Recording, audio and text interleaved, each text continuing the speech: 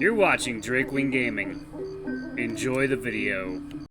Hey guys and gals, Nary here from Drakewing Gaming. Something to me on Twitter, The Gaming Dragon. Today I'm coming back at you into the Let's Play episode of Soulcreek. So guys, let's just go ahead and jump right back in, shall we? Please sit back and enjoy for the next 18 minutes to entertain you. Let's jump right in. Alarm Chan, you are up, and let's go. Alright. I have to wonder, given how introverted and sensitive Loken is, how does he handle teaching all these kids? How does he handle the village treating him like an arbiter for their problems? He somehow manages to be incredibly brusque, but naturally charismatic at the same time. 3, 2, 1. Loken snaps his fingers, the sound cutting through the childish chatter like a magic trick. They all go silent. Listen to my expectations. You return to your teacher. I will visit before your lessons are done. I will hear of what you have learned today, in detail. This is my challenge to you. Off you go. Now. And sure enough, they go. The rabble retreats back to their teacher, and they all scurry off in controlled chaos. Wow. You're good with kids. They adore you. They are good. They are learning of the farms today. Well, what do you teach them? What I know of the Zephyr. I warned them of the black zones. I'm guessing you don't teach them about demons? No, but I must assure them that the threat is real. Ooh, excuse me. Not long ago, the children were discovered to be playing a game at the Black Zone's borders. What kind of game could you possibly play in a Black Zone? The children call it zone baiting. It is a game of dares. One child crosses the border alone. It takes 10 steps into the Black Zone. They turn their back to the Black Zone and face the others, who remain in safety. They keep their arms stretched out to their sides to appear vulnerable. They take turns doing this. The winner is the one who remains in the Black Zone the longest before their nerve breaks and they retreat to safety. A gawp. Seems like a pretty big downside to keeping everyone safely ignorant. Nobody takes the threat seriously, even the kids. Has anyone gotten hurt? Not yet. I have forbidden it, but they still sneak off to play. Just because they think something isn't real doesn't make it so. Scare the shit out of them. Hell, show them the thing you showed me, the arm. No, only black runners can hold this knowledge. They must believe it's real, though, on some level. Otherwise, zone baiting wouldn't have any thrill to it.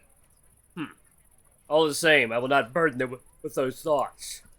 A thought occurs to me. Do you have any kids? You're asking if I have fathered children. Yeah, you seem to really care about those children. Do you have any of your own? No. I'm not a father. I'm a black runner. Before I can ask my follow-up question, he cuts me off. We are here. Maybe I'll ask later. Ooh. Aha! What the? A car? The car, does that work? It is called a car? Yes. It is not functional. Aeyon is building it from salvage acquired by me. He's very specific about the parts he wants. Interesting. Let me scan it. You helped him build this? No, I only gave him parts.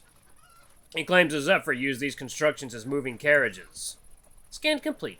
The vehicle is put together from several different deconstructed automobiles. I'm detecting a lot of missing components. It isn't finished yet. It is a long way off working, but Loken's right. Aeyon really did build this completely from scratch. It's amazing! Even before the cascade, that would have been tricky! Aeyon must be smarter than we thought. Exactly the kind of person we need. Come! Loken playfully bumps his shoulder with mine, copying the same gesture I made for him earlier. His huge bulk almost makes me lose my balance. I smile and blush at him, chest fluttering slightly. He returned my affection. I feel giddy and... Wait, are we flirting with each other? I need to control myself. Things are far too complicated for that. He doesn't even know the truth about me. Loken leads me towards the front door. The hut itself is pretty worn down, but it looks more contemporary than the other houses built by the Draconi. It has glass windows, electric light bulbs, and a scrap metal roof.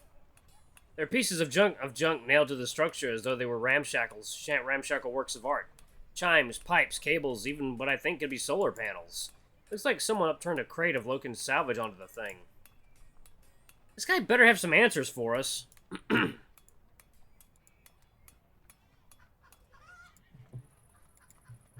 What about Loken? You said you didn't want to tell him anything yet. If you do decide to disclose any details of your condition to Aeyon, you'll need to get Loken to leave. I doubt he'll go anywhere. You know what he's like. I'm sure you can talk him down. Let's go. My heart beats nervously. I'm trying to ignore how anxious I feel. I really don't know what I'm hoping for. I just want some relief from the unknown. I wish I could tell Loken, but I won't risk it. Aeyon, we are here. Boy! I jump when I hear a raucous blasting voice before I even set foot in the building. The stench hits me first, like raw chemical waste and ragged bone marinating in filth. The place is a tip. It's even messier inside. Chunks of metal are scattered about like a junkyard. Hold it! I'm coming! Wait! Wait! Wait! We enter a makeshift chemistry lab, lined with pots, pans, and laboratory equipment. A ceiling lamp buzzes above us. The sound of bubbling fluids atop, hissing Bunsen burners clouds my senses. There are crates all around the floor. Most are locked tight, but some are left open. They contain all manner of things: Zephyr relics, circuit boards, bones, and chemicals.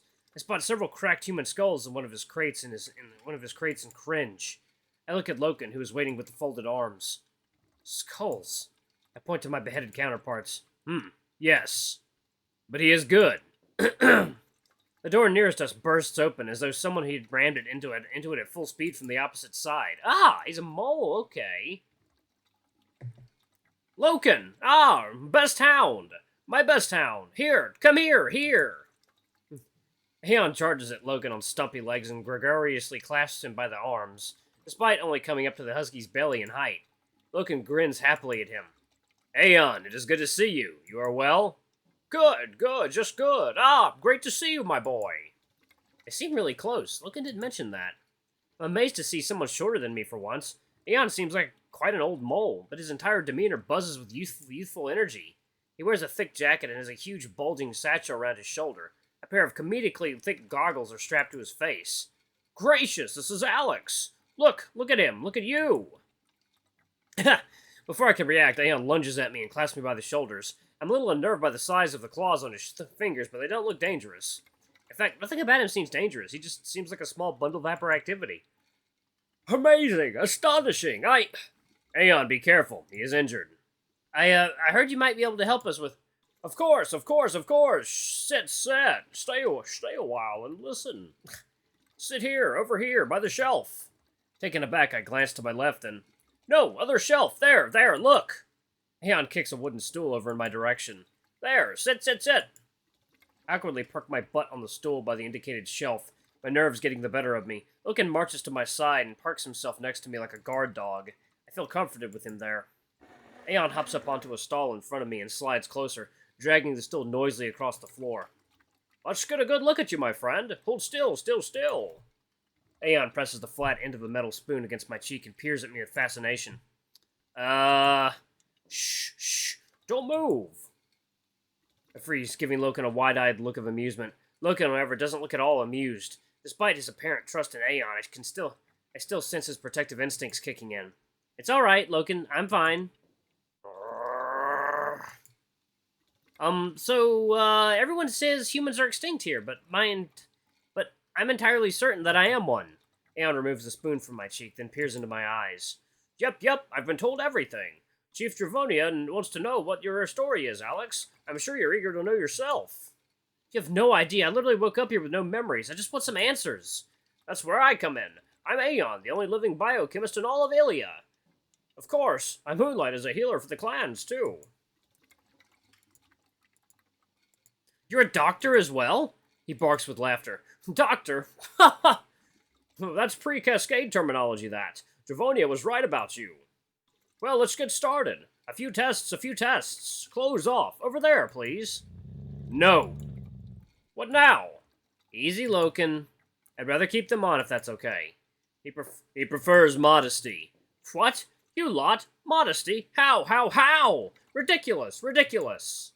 I've seen your lot, Loken, prancing around during your indulgence, everything out flapping about dongs and tits.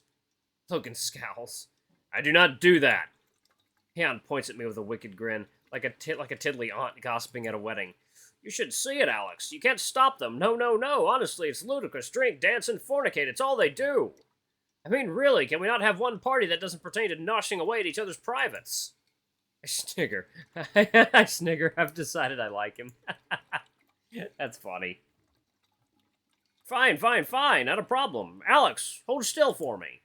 Aeyon clasps my hands around his own, placing a spiny finger beneath my wrist. As Aeyon touches me, Loken exhales tensely. The mole has gone completely still. I assume he's taking my pulse. Heartbeat is normal. He pulls a drawer open and fumbles around for something inside. He finds what he's looking for quickly. Is that a flashlight? Yup, hold still. Without warning, he switches it on and steadies my head, shining it directly into my eyes. Ow! Eyes open, please. Where did you get a working flashlight from?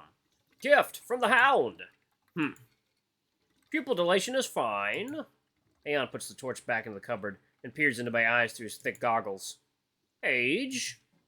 I'm not sure exactly. I think I'm about 20. I'd wager the same, going by the simian features. What? Your face, simian, just as I thought. Loken scowls at Aeyon, looking confused.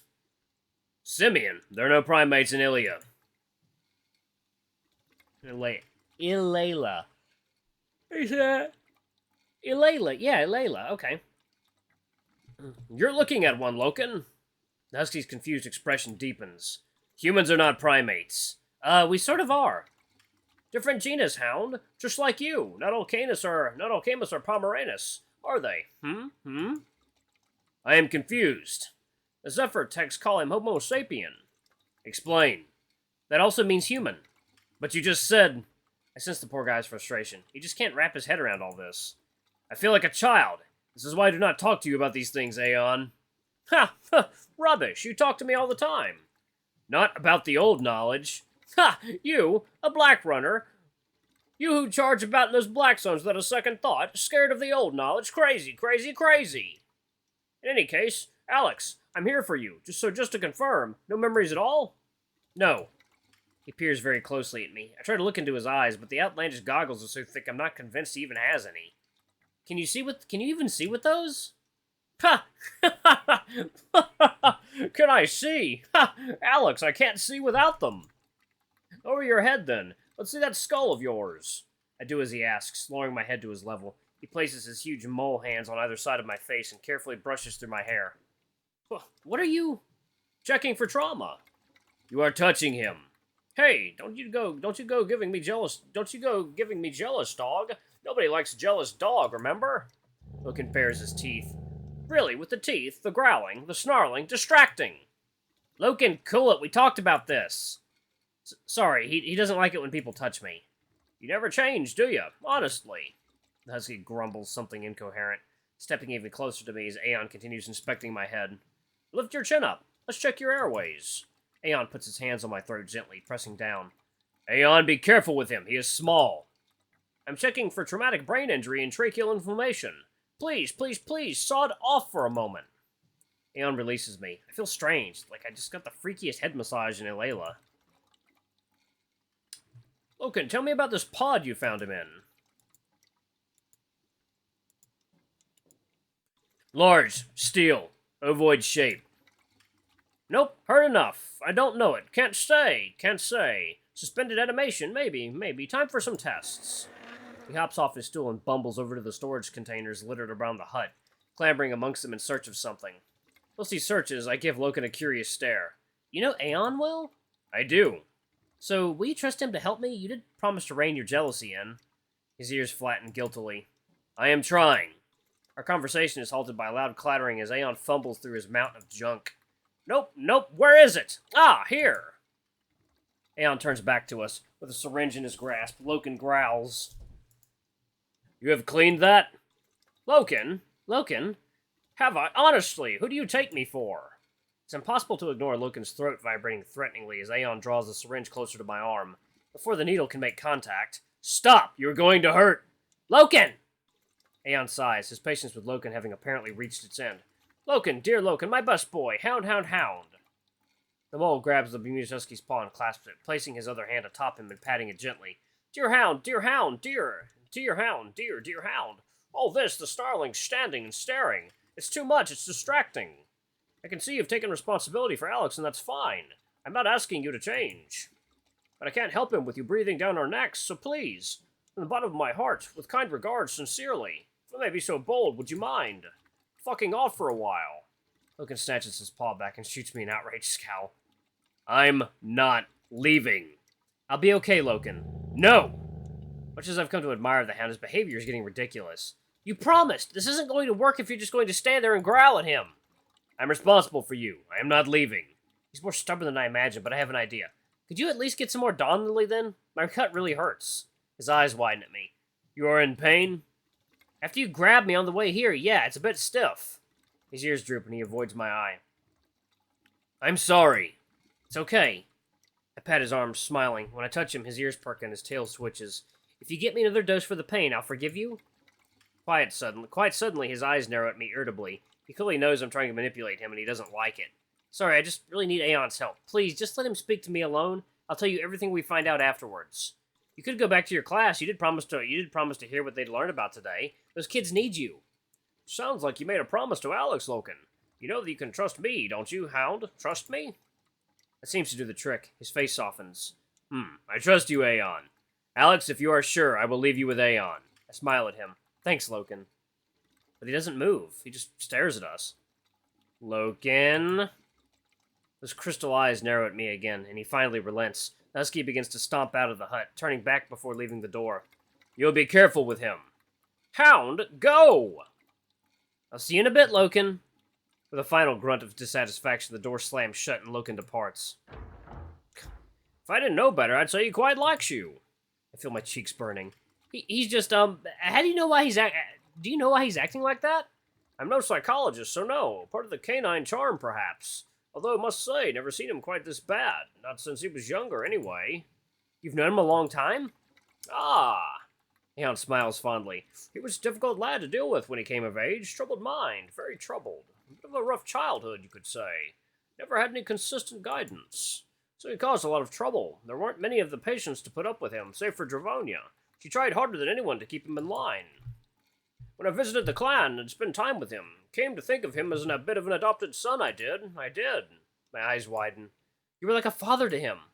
Oh, yes, I know him well. All those tantrums and emotional breakdowns. Guess who talked him to his senses? Me. But enough of that. Let's talk about you, now. You, and only you. Hold still as can be. With a huge mole mitt on my shoulder to steady me, Aeon pierces the syringe into my upper arm. I wince. What exactly are you doing with my blood? Checking for signs of the affliction. The thing that makes the birth rate so low? I thought that nobody knew what caused it. Oh, no, Aeon knows. The affliction is a positive strand RNA virus. Bet no one told you that. No, they didn't. That's because no one knows what a virus even is, they don't. Aeon chuckles as he pops a pair of glass test tubes into a stand, filling each with a sample of blood freshly extracted from my arm. Hereditary, highly infectious, highly incurable, too. Here's the catch. No symptoms, not even a cough. Totally inconsequential until you have a child. Aeon nods. Alright guys, I'm gonna pause it right here. Thank you all so much for watching. Don't forget to like, comment, subscribe, ring that notification bell. Leave a super thanks or a tip if you can. It always helps. Until the next video, I love you all. I'll see you next time. Bye-bye!